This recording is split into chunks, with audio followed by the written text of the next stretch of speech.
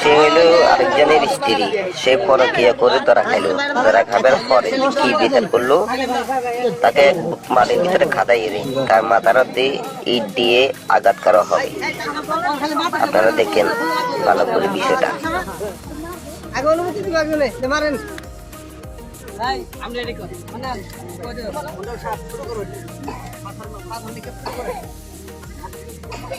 কথা বলো না রে ভাই। মনি পিছে পিছে পিছে সামনে রাখবো না, সামনে রাখ। সামনে না, সামনে যাইতেছে না।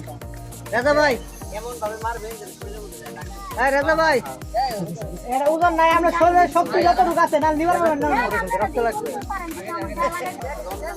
অ্যাকশন। পাথর নিক্ষেপ শুরু করেন, শুরু করেন।